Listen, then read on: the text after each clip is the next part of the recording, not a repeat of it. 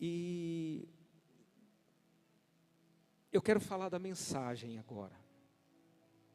A mensagem que o Senhor colocou em meu coração, ela tem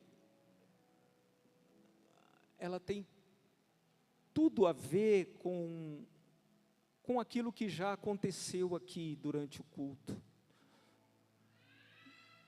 Tudo a ver como aquele louvor que os irmãos cantaram aqui. Oh, eu voltei ao passado. Que maravilha. Louvor cristocêntrico. Só a Ele toda a honra, toda a glória, todo o louvor. Como é bom. As nações te adorarão. Anciões se prostrarão. E os viventes proclamarão: Santo é o Senhor. Santo é o Senhor. Mas pastor Valnei, ele falou de coisas aqui, e como que as nações vão proclamar se as nações não ouviram falar dele? As nações precisam ouvir falar dele, para que as nações possam proclamar o nome dele, para que os viventes possam declarar que santo é o Senhor. E quando eu penso desta forma, desta maneira, eu entendo a responsabilidade e o papel da igreja em anunciar. E se esse papel e essa responsabilidade é da igreja, eu entendo que esta responsabilidade está sobre a minha vida. Não, pastor, de forma alguma. Isso daí é a responsabilidade do pastor Diego, do pastor Valnei, do pastor Marcelo, do pastor Edivaldo, do pastor Jorge. Minha não. Eu só sou um membro da igreja chamado para congregar. Você tem certeza disso? Não. Você é muito mais do que isso. E eu quero, em pouco tempo aqui, vou tentar, né, pastor? Glória a Deus. Eu fiz aqui um esboço, mas eu quero aqui, em pouco tempo, porque tem que ser em pouco tempo, mostrar para você que não, que você foi chamado para muito mais do que isso, ser só um membro da igreja. Existem tesouros inesgotáveis dentro de você, que foi colocado da parte de Deus e que precisam ser colocados para fora. Tesouros que vão abençoar vidas. Existem vidas que trabalham com você, vidas que sentam ao seu lado ali na faculdade, na escola, vidas dentro da tua casa que necessitam urgentemente de ouvir você. Não ouvir você reclamar da situação, não ouvir você reclamar do governo, não ouvir você reclamar da vida, não. Mas ouvir você falar de Jesus, daquele que transformou sua vida, daquele que te salvou. A alma deles clama por isso. E o mais lindo disso, que Deus colocou você ali. Ele escolheu você para aquela pessoa. Ele escolheu você para falar para aquela pessoa. Não, mas eu não sou capaz. Não, mas Ele não quer que você fale de você, daquilo que você tem como sabedoria humana, natural, não. Ele quer que você fale aquilo que aconteceu na sua vida, a experiência que você teve com Ele, o encontro que você teve com Ele, se assim já aconteceu. Pode ser que talvez você não consiga falar porque esse encontro ainda não aconteceu. Mas eu quero te dizer que talvez ele marcou com você esse encontro hoje. Para você sair daqui de uma forma diferente. Sabendo quem você é. Irmãos, essas 2 semanas, Deus tem falado muito ao meu coração. Muito. Sobre a nossa identidade em Cristo. A minha identidade. Quando os irmãos perguntaram o tema da mensagem, eu falei, o chamado da igreja. Mas o chamado da igreja, também ele está ligado à identidade da igreja. A nossa identidade, a minha identidade. E vou falar aqui como cidadão. Minha identidade, Edivaldo Góes Macedo, nascido em Mundo Novo, Mundo Novo, Bahia, filho de Tibúrcio Alves Macedo, com Maria Helena Góes Macedo. Aí eu poderia falar o nome dos meus avós maternos. Então é a minha identidade. E aí tem as minhas características também que estão ligadas à minha identidade. Então essa é a minha identidade como cidadão. Mas e a minha identidade em Cristo? Como ela é? Qual é a leitura que eu posso fazer da minha identidade? Ou qual é a leitura que as pessoas fazem da minha identidade? Quando eu digo que sou cristão. Porque falar que eu sou cristão, eu tenho que apresentar a identidade. Mas aí a identidade não é a carteirinha de membro da igreja.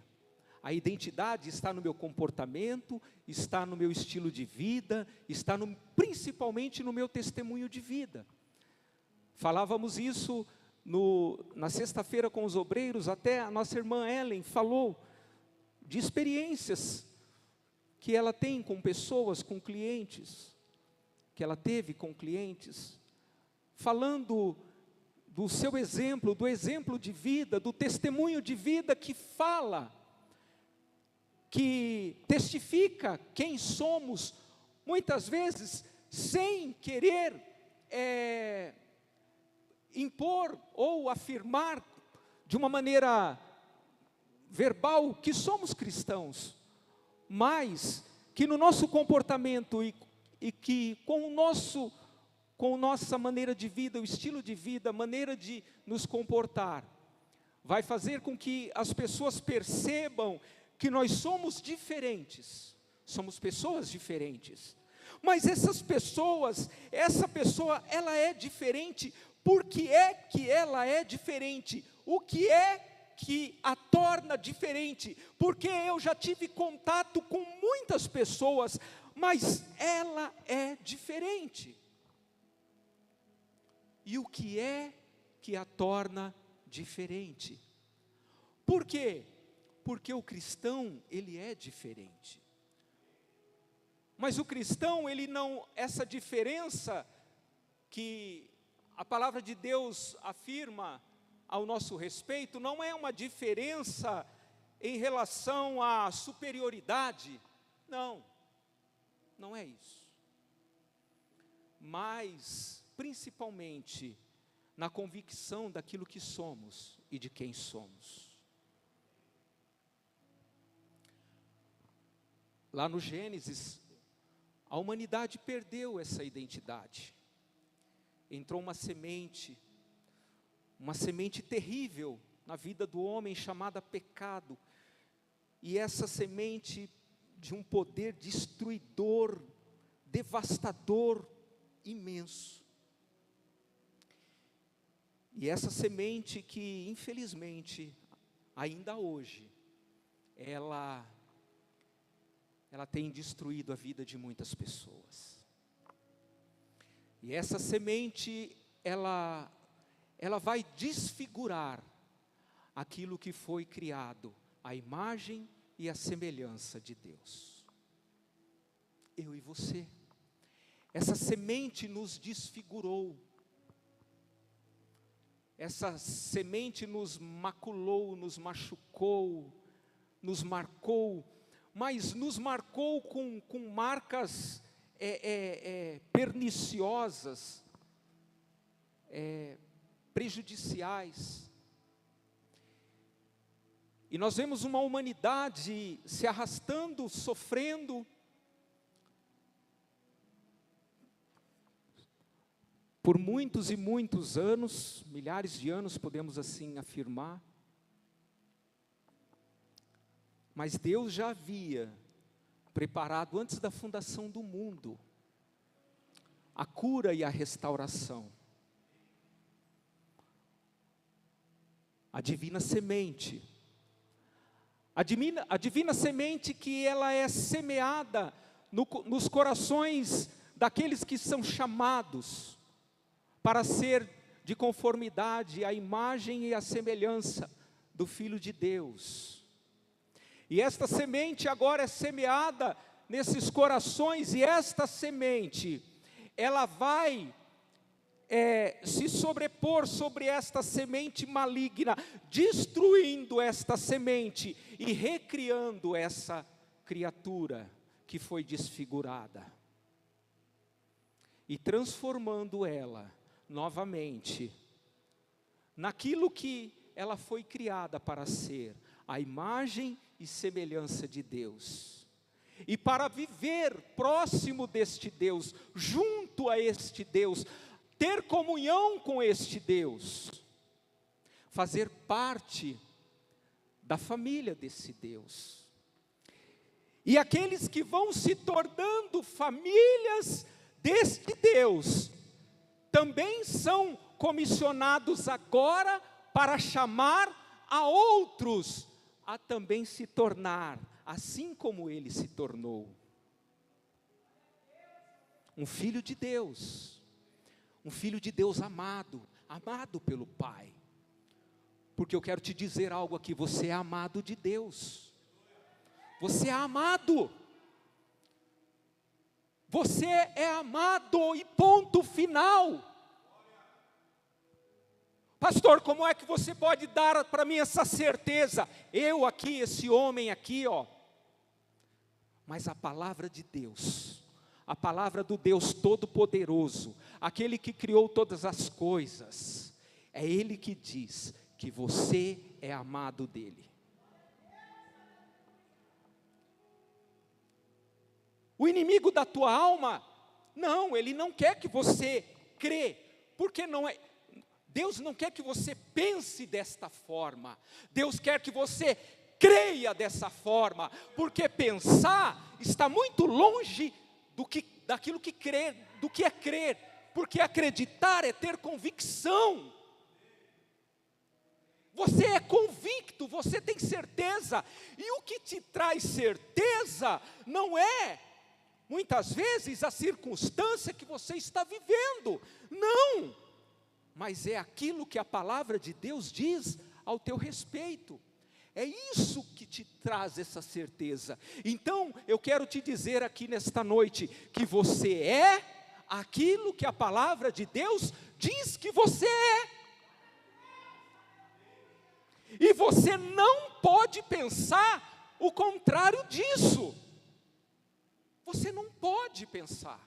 Porque se você pensar fora disso, ao contrário disso, é aí onde o inimigo ele encontra, porque ele vê no teu coração a dúvida, a insegurança, você não é seguro, você não é convicto de quem você é. Ah, pastor, mas no passado, legal, olha o que você falou, passado, não é presente, é passado. Você foi, você era, você fez, você agia assim.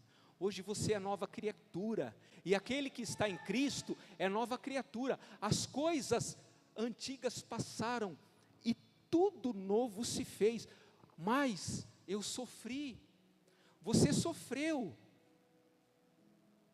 Não é para você carregar esse sofrimento. Pode ser que vão ficar marcas, cicatriz. Mas Ele não quer que você lembre, traga à sua memória o sofrimento e que você sofra como se você estivesse passando por ele agora. Não, Você não está passando por esse sofrimento agora. Ele te chamou. Ele te justificou. Ele te amou. A palavra de Deus fala que foi com amor eterno que Ele nos amou. Com benignidade, com bondade, com mansidão, com misericórdia, Ele nos atraiu. Aí eu quero ler com você um texto que está em 1 Pedro. 1 Pedro, capítulo 2.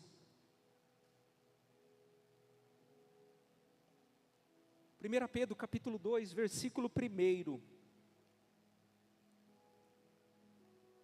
Eu quero ler aqui até o versículo 10. Mas o ponto central da nossa mensagem é o versículo 9, mas tem muita coisa importante aqui nesses versículos aqui. Versículo 1 do capítulo 2. Despojando-vos, ou deixando, né? É o mesmo.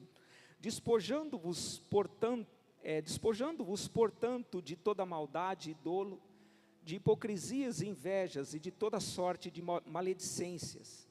Desejai ardentemente, como crianças recém-nascidas, o genuíno leite espiritual, para que por ele vos seja dado crescimento para a salvação.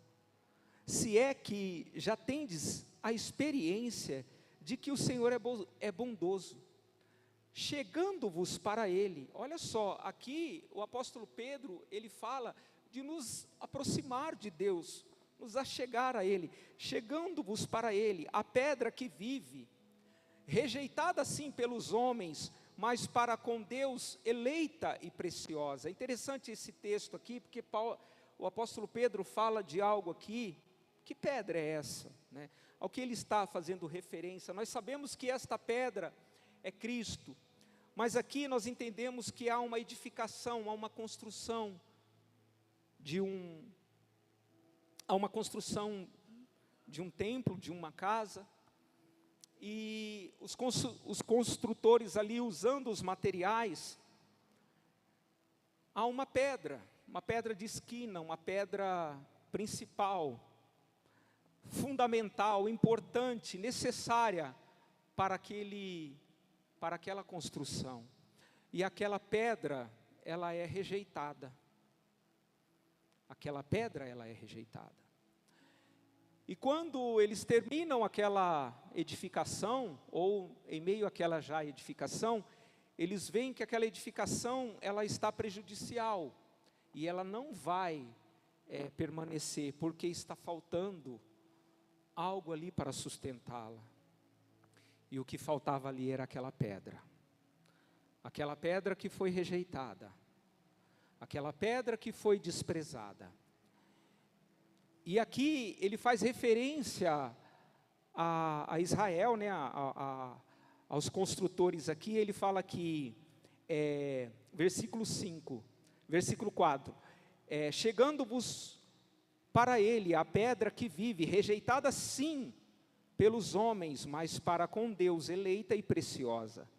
Também vós mesmos, como pedras que vivem, sois edificados casa espiritual para ser de sacerdócio santo, a fim de oferecer de sacrifícios espirituais agradáveis a Deus, por intermédio de Jesus Cristo, Ele que é esta pedra. Pois isso está na Escritura: eis que ponho em Sião uma pedra angular, uma pedra de esquina, ela é eleita e preciosa, e quem nela crer não será de modo algum envergonhado. Para vós outros, portanto, os que credes, é a preciosidade. Se ela é preciosa para você, você não vai desprezar. Se ela é preciosa para você, você vai dar a ela o devido valor. Qual é o valor que esta pedra tem para a tua vida? Qual é o valor? Jesus, uma certa vez, ele fala uma parábola de um homem que procurava um tesouro. No coração daquele homem, ele acreditava que existia um tesouro muito especial, valioso, e aquele homem procura. E aquele homem, em um campo, ele encontra uma parte daquele tesouro, e aquele homem entende que era aquilo que ele procurou a vida inteira. E a Bíblia fala que aquele homem, transbordando de alegria, ele vai, vende tudo o que ele tem, tudo. E sabe o que ele faz? Ele vai lá e compra aquele campo, porque ele sabia que naquele campo tinha um tesouro precioso. Esse é o reino de Deus. Ele está falando do reino de Deus. Qual é o valor que o reino de Deus tem para a minha vida? Qual é o valor que o reino de Deus tem para a nossa vida? Será que o reino de Deus, ele é menos, ele não tem valor tanto quanto aquela ambição do meu coração? Aquele desejo da minha alma, né? O sucesso, a realização pessoal. Será que o reino de Deus, ele é mais valioso do que essas coisas, irmãos? Porque para algumas pessoas, o reino de Deus não tem o valor devido. E a pessoa, ela valoriza as coisas. E as coisas são mais valiosas do que o reino, e ela despreza o reino. E aqui ele fala, no versículo 8, né? E pedra de tropeço e rocha de ofensa. Olha só, essa mesma pedra, que é uma pedra preciosa, também ela se torna aqui uma pedra de tropeço e rocha de ofensa. São estes os que tropeçam na palavra, sendo desobedientes. Olha só, aquele que é desobediente vai tropeçar nesta pedra, ele vai tropeçar nela, ele vai se ferir, ele vai se perder.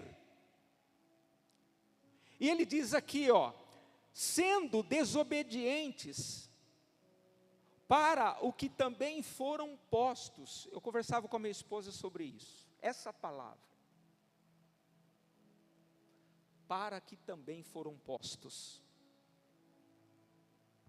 Parece que dá a entender aqui, né, que tem aqueles que foram postos para isso. Pastor, então o senhor quer dizer que essas pessoas não terão opção? Não sei. É difícil. Eu não quero entrar nesse tema aqui, tá? Mas eu não posso fugir daquilo que está escrito aqui. Mas aqui, eu quero crer que eu não estou falando para esses que tropeçam. Eu quero crer que aqui eu não estou falando para aqueles que tropeçam nessa pedra. Eu estou falando aqui para aqueles que creem. Para aqueles que creem, para aqueles que entenderam que esta pedra é a responsável por dar sentido à sua vida. Se esta pedra não fizer parte da sua vida, a tua vida não tem sentido.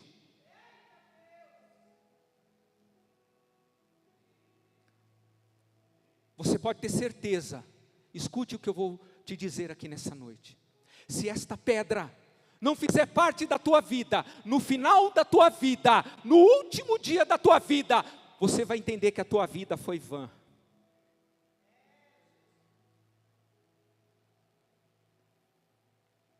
Quantos que talvez no último segundo da vida pensou, se eu tivesse mais um segundo de oportunidade. Ou não sei, lá do outro lado, né?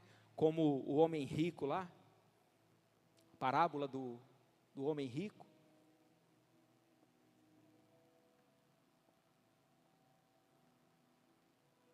Coloca aqui eu estou em aflição. Será que ele não teve oportunidade? Será que não foi dado a ele oportunidade? É uma parábola. Mas esta pedra é ela em quem eu tenho que lançar os alicerces da minha vida. Porque se a minha vida não estiver fundamentada nesta pedra, é a casa sobre a areia. Não vai suportar. Não vai suportar. Por mais que ela tenha construído com beleza, com dedicação, com esforço, houve um querer de construir algo bom, mas não foi sobre a pedra. A questão aqui, a intenção até foi boa, as intenções foram boas, mas não foi construída sobre a pedra, sobre a rocha, porque é ela que sustenta. Não é a tua força, não é a minha força, não é o teu dinheiro, não é. Sabe por quê? Porque chega momentos da nossa vida, que o dinheiro não vai resolver, o dinheiro não vai ajudar, o conhecimento, a sabedoria, a inteligência não vai.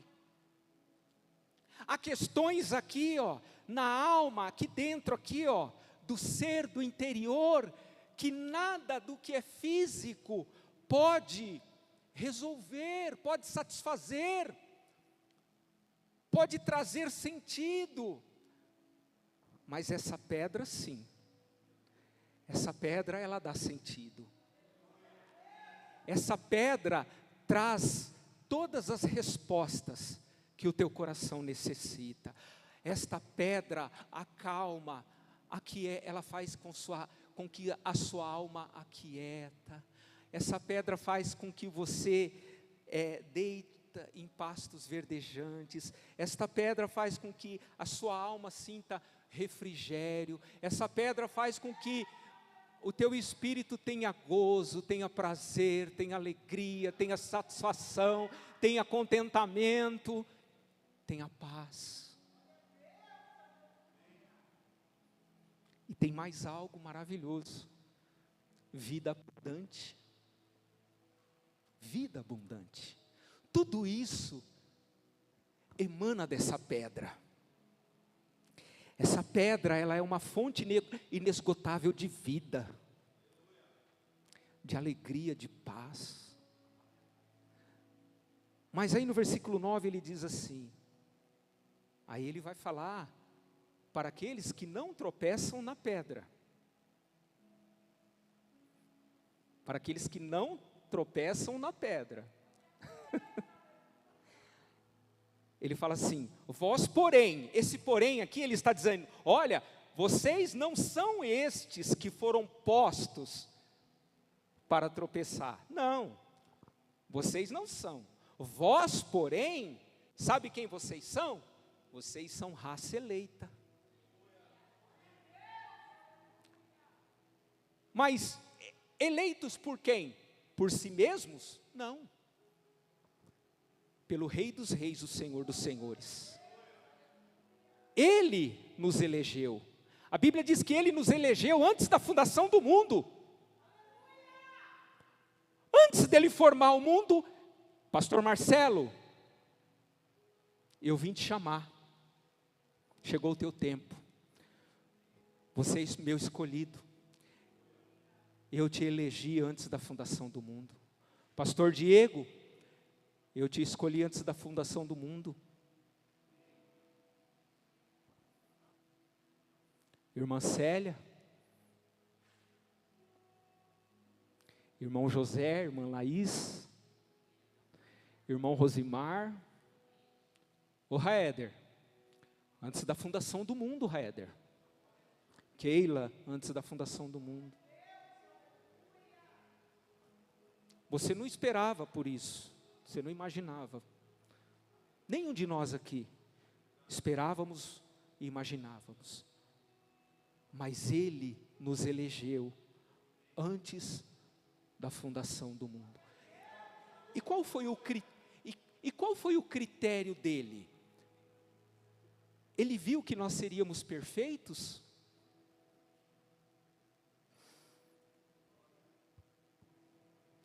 O critério dele foi amor incondicional. O critério dele foi graça. Foi misericórdia. Foram esses o critério que ele usou. O critério que ele usou não foi pegar ali o meu histórico e olhar aqui. Bom, deixa eu ver aqui o histórico dele. Não. Oh. Foi a graça, foi a misericórdia, foi o amor incondicional. Foi esse o critério que ele usou.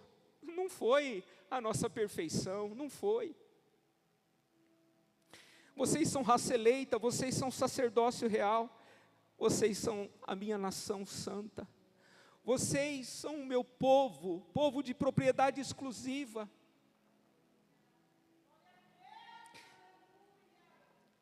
Volta para mim no tema.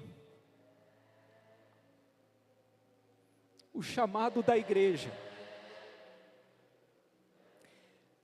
Povo de propriedade exclusiva, a fim de proclamar as virtudes daquele que vos chamou das trevas para a sua, não é luz, a sua luz é o quê?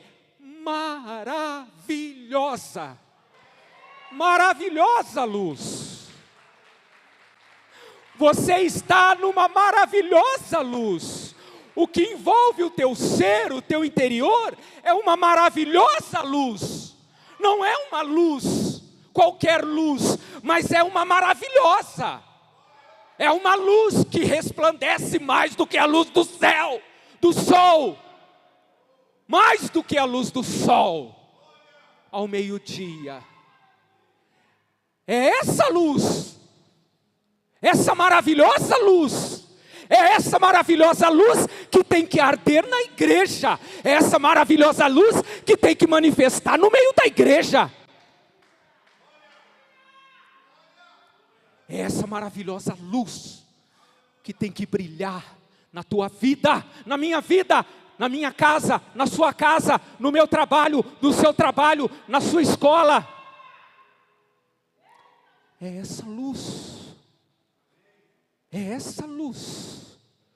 Porque Ele nos chamou para isso, para proclamar, para abrir a nossa boca. Irmãos, olha, eu estava meditando nessa palavra e o Espírito do Senhor me fez viajar, andar naquilo que a igreja primitiva realizou, irmãos. Quando a gente olha aquilo que aqueles homens fizeram em nome do Senhor, por onde aqueles homens passaram, aqueles lugares nunca mais foram o mesmo. Aquelas vidas que tiveram contato com aqueles homens nunca mais foram as mesmas. Oh, Deus maravilhoso! Levanta a tua igreja, Senhor, para este tempo. Senhor, somos nós, Senhor. Eu não posso achar que isso daqui é para outra pessoa. O Senhor está falando para mim. A minha geração precisa disso daqui, Senhor. Eu falava hoje, irmãos, eu estava fazendo barba. Eu falei, Senhor, em lágrimas. Eu falei, Senhor, ajuda-nos. Oh, meu Deus, eu falei, Senhor, nós não estamos, Senhor, nós não estamos. Eu não estou sendo essa pessoa pela qual o Senhor chamou. Como que eu posso guardar só para mim aquilo que o Senhor fez na minha vida? que eu posso guardar? Como que eu posso ser egoísta e guardar somente para mim, viver só para minha vida, para minha família? Como que eu não posso? Eu não posso. Eu não posso. O pastor Valnei leu um texto aqui que eu tinha anotado. Também como ouvirão, se não há quem pregue? Como ouvirão, se nós não estamos falando? Se nós não estamos testemunhando? Porque não é só o que fala, que sai da nossa boca, a nossa vida tem que estar ligada, a nossa vida. A minha vida, se a minha vida não for isso daqui, oh meu Deus, eu não vou convencer. Porque não, eu sei, não é eu que vou convencer, não somos nós, mas a nossa vida, meu Pai. A nossa vida, ela testemunha. Como ouvirão, se não há, perdão aqui, vocês são raça eleita, sacerdócio real, nação santa, povo de propriedade exclusiva de Deus, a fim de proclamar as virtudes daquele que vos chamou das trevas. Olha onde nós estávamos. Olha onde nós estávamos, olha onde eu estava, nas trevas. Ele vai lá nas trevas, Ele me tira das trevas. Ele me tira, eu não era capaz de sair. Eu não era capaz de sair. Mas Ele vai lá. E Ele me retira de lá. Ele usou alguém. Ele mandou um filho dele me dizer que eu também sou filho, que eu também faço parte dessa família. Agora, como que eu vou ser egoísta? É só para mim, não vou falar para ninguém, não é minha obrigação, não é meu dever. Há muitos que estão vivendo uma vida sem sentido por causa disso, porque acham que não são responsáveis por isso, que não é dever deles, porque tiveram decepções. Eu tive decepções, quem não tem decepção? A gente se decepciona, você se decepciona comigo, nós nos decepcionamos uns com os outros, porque somos imperfeitos, mas aquele que nos chamou, Ele não nos decepciona. E então eu não posso deixar de falar do amor dEle, porque eu tive uma decepção, porque Ele não me decepcionou, Ele nunca me decepcionou, e Ele jamais vai me decepcionar. Então eu não posso guardar somente para mim, eu não posso ser egoísta como aquele servo que guardou aquele talento. Não seja, ainda que você possa se julgar, eu não sou capaz, não é questão aqui mas é de testemunhar, de falar daquilo que aconteceu na tua vida, de testemunhar. Olha a mulher samaritana não passou por uma escola teológica para falar de Jesus, não, ela foi e falou: olha, eu era assim, eu encontrei um homem, e aquele homem falou tudo a meu respeito, e quando ele falava, a sede da minha alma, a sede da minha alma era saciada. Oh, aquele homem matou a minha sede, eu não sou mais sedenta, eu não tenho mais sede, porque eu bebi da água viva, eu bebi da água viva. Oh igreja, foi desta água que nós bebemos, a água viva, foi desta água. E aquela mulher, ela não se contém, Ela vai, ela conta, ela anuncia, e as palavras daquela mulher, ela fala ao coração daquela cidade, aquela cidade vai até onde Jesus está, e ali depois eles voltam e falam para aquela mulher: olha, agora nós não cremos, mulher, por causa daquilo que você testemunhou, mas porque nós ouvimos da boca dele. Nós ouvimos dele, ele falou conosco, e também nós bebemos desta água, agora nós entendemos o que você está sentindo, nós entendemos quem você se tornou agora, mulher. E é isso, irmãos, que aí fora estão gritando, estão clamando, é aí fora, e nós muitas vezes egoístas aqui, bebendo, nos empanturrando da água, mas não oferecemos para ninguém. Oh, não oferecemos para ninguém, não compartilhamos, não podemos ser egoístas. Vós sim que antes não erais povo, mas agora sois povo de Deus, que não tinhas alcançado misericórdia, mas agora alcançaste misericórdia. Fomos alcançados. Eu fui alcançado, você foi alcançado. Talvez você tenha um contentamento, porque toda a tua casa foi alcançada.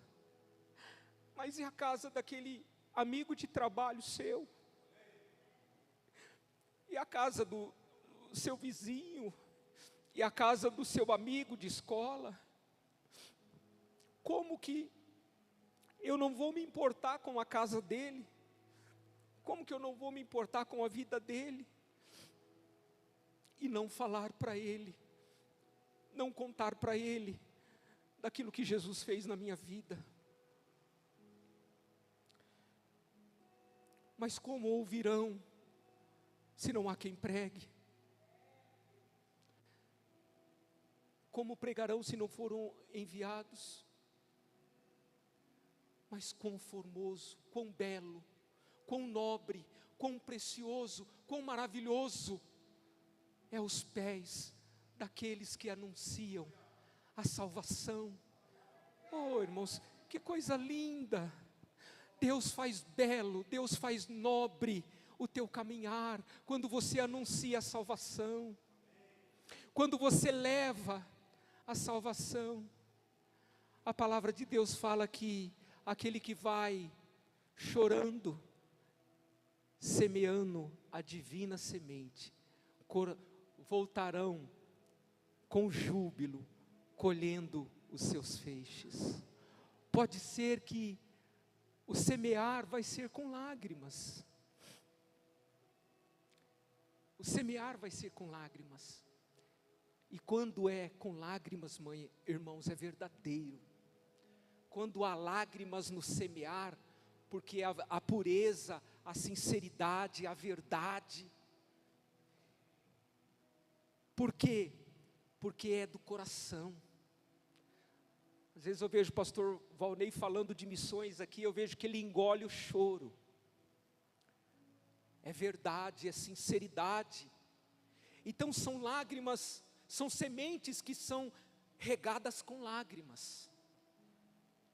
E essa semente, elas vão germinar. E vai chegar o tempo que você que semeou, aquele que semeou, vai voltar com júbilo, colhendo os feixes. Irmãos, que maravilhoso. Nós precisamos voltar a entender o nosso papel aqui, como igreja, e o nosso chamado. Nós fomos chamados para ir lá para fora. Deus chamou a mim, chamou você, nos preparou, nos capacitou, nos justificou. Falava com os irmãos no encontro, nos obreiros, né? Na reunião de obreiros. sobre o chamado do representante do reino de Deus, o embaixador, né? Paulo fala que nós somos em Cristo Jesus embaixador do reino de Deus. Nós somos representantes do reino do céu. Aonde você colocar a planta dos seus pés, você é embaixador do reino celestial, do céu. Não é aí quem é a maior potência aí? Hoje está uma briga entre China e Estados Unidos aí. Esquece isso. Eu estou falando do reino celestial, do reino eterno, do reino que está acima de todos os reinos. Você é embaixador desse reino. Até comentei os irmãos, né, uma fala de Charles Spurgeon, quando estava dando um curso de teologia para os formandos. Ele disse assim: olha, meus filhos, se porventura a rainha da Inglaterra quiser comissionar um de vocês para ser embaixador do reino da Inglaterra, não se rebaixem a esse nível, porque vocês foram chamados para ser embaixadores do reino. Aqui, irmãos, entendam, não estou falando que o crente não tem que trabalhar, não é nada disso não, mas eu estou falando assim, de negociar. Não negocie o chamado, aquilo que você foi chamado para fazer. Lá no seu trabalho, você é um embaixador do reino. Lá na escola, você é um embaixador do reino. Você é o representante de Deus ali. É você. Não, pastor, eu? Ai, mas coitado. Que coitado? Não tem nada de coitado não, é você mesmo. Você não é coitado não. Você é imagem e semelhança do Deus vivo. Você é filho de Deus, você é raça eleita, você é sacerdócio real, você é nação santa, você é povo de propriedade exclusiva de Deus. É isso que você é. Porque é isso que a palavra de Deus diz que você é. Jesus tornou você esta pessoa, mas não para você ser arrogante. Não é para você usar isso de uma forma arrogante. Não, muito pelo contrário. É para você abençoar vidas. Você é o embaixador do reino de Deus para abençoar vidas. Para anunciar, para proclamar a virtude desse reino, né? E chamar também aqueles que estão nas trevas para a luz. Então nós somos embaixadores. E Paulo, ele fala ali, né, em 1 Coríntios, que Deus, através das nossas vidas, Ele exorta a que todos os homens se arrependam. Então esse é o nosso papel. Esse é o meu papel. Aonde eu for, eu trabalho de eletricista. Conversava hoje com o irmão Rosimar, pela manhã. Às vezes a gente se envolve com o secular, as coisas, o trabalho, e às vezes a nossa mente fica só no trabalho. Eu sou mais do que um eletricista. Pastor Marcelo, o senhor é mais do que um pintor. E assim por diante, cada irmão aqui tem a sua profissão, mas você é mais do que isso. Muito mais do que isso. Você é embaixador do reino de Deus. Amém? Irmãos, eu quero encerrar aqui a palavra, mas eu quero falar de algo aqui. É algo assim até triste. Quando eu falei no início aqui da natureza humana, que foi violentamente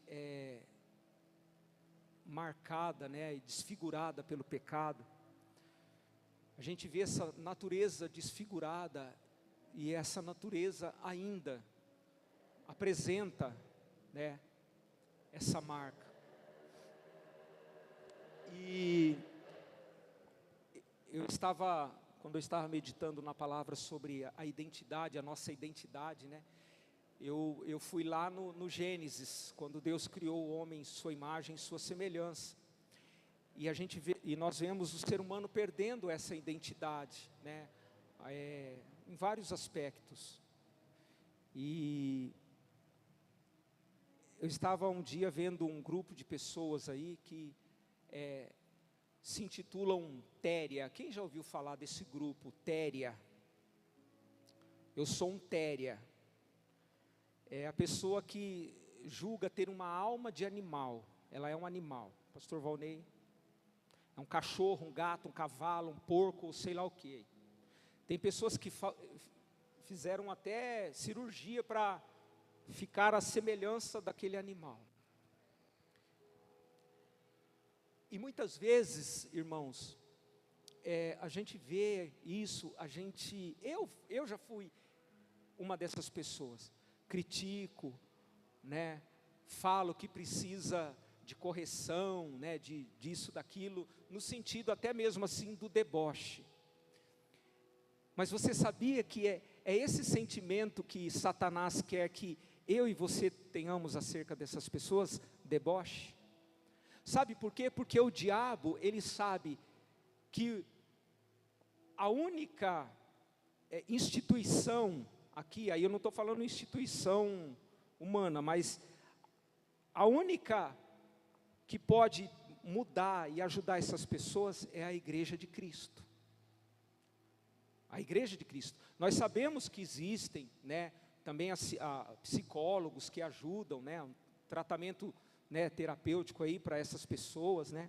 Mas o que é que leva essas pessoas a pensar que são né, que ela é um animal, que a alma dela é de um animal? O que é, irmãos? Aqui nós estamos falando da imagem e semelhança de Deus, a primazia da criação, a excelência da criação. Não que os animais, eles não são importantes, sim, mas não, em relação à humanidade, como que um ser humano, ele pode chegar a esse ponto? E isso, irmãos, pode ter por várias influências, né? Pode ser a questão da rejeição, pessoas que foram rejeitadas, isoladas, a solidão, sei lá, pode ser inúmeros fatores. Uma forma de se defender, de defesa, sei lá o quê. E aí a pessoa, ela se isola naquilo ali, naquela vida ali. Como que uma pessoa dessa, ela vai conviver na sociedade?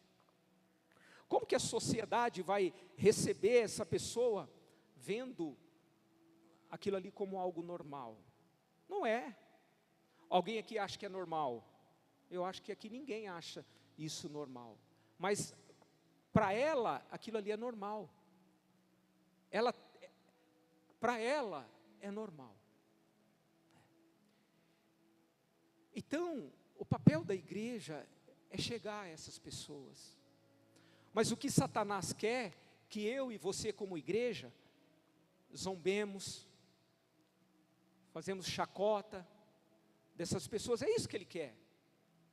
Porque ele sabe que é a igreja que pode ajudar, é a igreja que pode levar restauração para essa vida, para essa pessoa. E ela precisa de você. Essa pessoa, talvez, eu não sei se você conhece ou conhece alguém, tem amizade ou contato com alguém que se sente dessa forma ou de qualquer outra forma. Essa pessoa ela necessita que você fale de Jesus para ela, do amor de Jesus pela vida dela, que Jesus pode dar o sentido real para a vida dela, que ela não é aquilo que ela pensa ser, que ela é a imagem e semelhança do Criador, que é um Pai de amor que a ama, ainda que ela não tenha sido amada, talvez ela não foi amada pelos próprios pais, por aqueles que a trouxeram para o mundo, mas o Pai Celestial a ama, e ela é importante, e ela é preciosa para Ele, e ela está chamando essa pessoa, para fazer parte dessa família. Nós temos que falar para essas pessoas: olha, venha.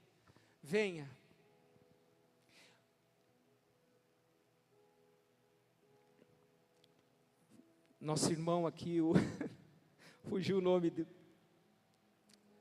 nosso guitarrista. Perdão, Alex, é que eu estou um pouco empolgado aqui, né? O Alex, quinta-feira ele pregou sobre Zaqueu, né? Zaqueu desce para Jericó. Depois eu fui falando com a Rose daquilo que Deus estava ministrando no meu coração ali. Jesus chega em Jericó, Zaqueu corre, sobe na árvore, e aí Jesus para ali e fala: Zaqueu, desce daí, vai, desce depressa, porque hoje eu quero ir na sua casa. Vamos ver isso daqui, aí eu vou encerrar aqui. Lucas 19, eu falei que ia encerrar e não encerrei, né? Mas ainda estamos dentro do nosso horário. Lucas, 8 horas agora. Lucas 19, é importante isso daqui, irmãos, é muito... Né? O Iá pregou esses dias também, esse tema, aí o nosso irmão Alex pregou, Lucas capítulo 19, né? E Deus ministrou algo no meu coração, irmãos, e eu fui comentando com a minha esposa sobre isso. 19, versículo 9, né?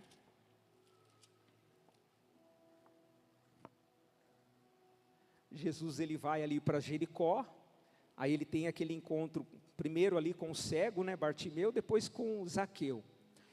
E no versículo 9, diz assim, ó: então Jesus lhe disse para Zaqueu: hoje houve salvação nesta casa, pois que também este é filho de Abraão, porque o Filho do Homem veio buscar. Ele veio buscar. Zaqueu, ele me chamou pelo meu nome. Como que ele me conhece, né, Alex? Não foi isso que você disse, Alex? Zaqueu, rápido, desce, Zaqueu. Sabe por quê? Porque eu vim te buscar, Zaqueu. Chegou o seu tempo. Cris, vem, minha filha, eu vim te buscar. Ô Cris, vem. Eu estou aqui, Cris, porque eu vim te buscar. Esse foi o motivo de eu ter vindo aqui. Ô Adriano, ei Adriano, vem aqui, Adriano, eu vim te buscar. Zaqueu, eu não vim aqui em Jericó à toa, eu vim aqui atrás de você, Zaqueu. Era justamente atrás de você que eu estava, Zaqueu. Desce daí, rapaz, vamos. Vem. Ô Gil,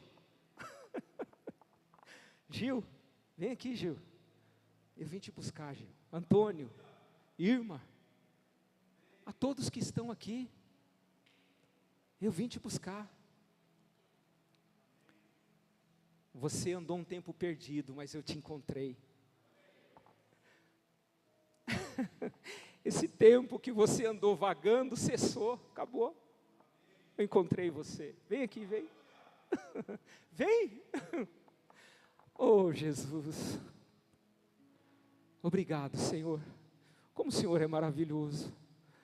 O Senhor me encontrou. O Senhor veio me buscar. Eu estava perdido. E o Senhor me encontrou. E agora, o Senhor confiou a mim essa responsabilidade. Olha que nobreza, que algo nobre, que algo excelente. Também de chamar os meus irmãos. Há outros irmãos, como eu, que estava perdido, que o Senhor encontrou, que o Senhor também quer que eu vá até eles. Então eu vou até eles e vou chamá-los, porque eu sei que o Senhor vai se alegrar. Esta é a alegria que o Senhor tem com o seu povo, com a sua igreja, quando a sua igreja entende o chamado dela, para que ela foi chamada. Amém? Coloque-se de pé. O louvor, se puder vir aqui nos ajudar, em nome de Jesus. Quando eu estava indo embora para casa, eu falava com a minha esposa sobre isso, brincava com ela.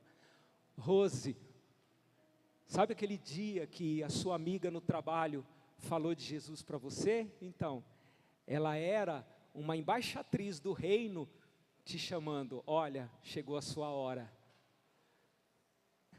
Ele veio te buscar, Ele te chama.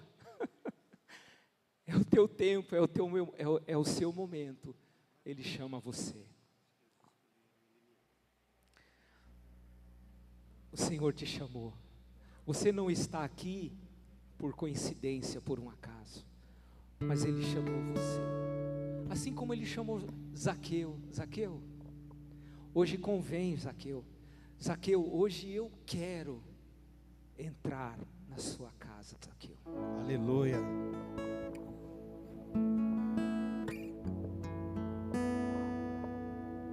Genísio, eu quero, Genísio, entrar na sua casa. Já entrou, né, Genísio? Já está, né? Já faz parte. Mas se até hoje você não entendeu, nunca entendeu isso, a profundidade desse amor de Deus, é isso que eu quero que você entenda. Amém. Ele quer. Porque você é perfeito? Não. Porque Ele te ama. Porque você tem algo para oferecer para Ele? Não. Porque Ele te ama. Porque você nasceu em uma família nobre, rica? Não. Porque Ele te ama. Mas eu sou. Ele vai transformar você. Ele vai. Ah, eu tenho dificuldade. Eu também tenho dificuldade. E como tenho? Às vezes eu fico triste comigo. Como eu fico triste comigo? Mas eu vejo que Ele vai me transformar.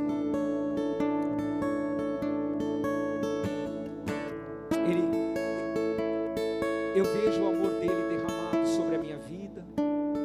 Sinto o amor dele ser derramado sobre a minha vida. Porque eu sou perfeito? Não.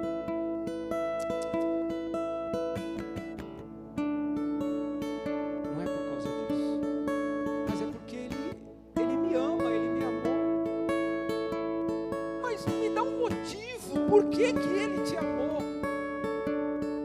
Porque Ele é amor. Ele é amor. Essa é a essência dele. Ele ama você. Ele te ama. Você pode ter andado no mais profundo das trevas, no mais escuridão da vida. Você praticou coisas horríveis que te deixa numa extrema vergonha, mas Ele te diz nessa noite: meu filho, minha filha, eu te amo, e o sangue do meu filho Jesus, que foi derramado na cruz do Calvário, foi para te limpar e te purificar de toda sujeira, de toda imundícia, de todo pecado. As tuas vestes estão sujas, manchadas pelo pecado, mas Ele te veste nessa noite com vestes limpas, mais alva do que a neve.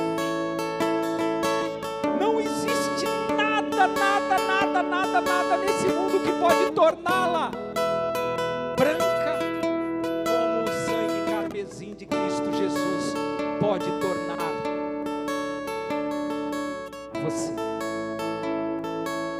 Ele tira essa veste suja do pecado, fedida pelo pecado, e Ele te veste com uma veste santa, pura, limpa.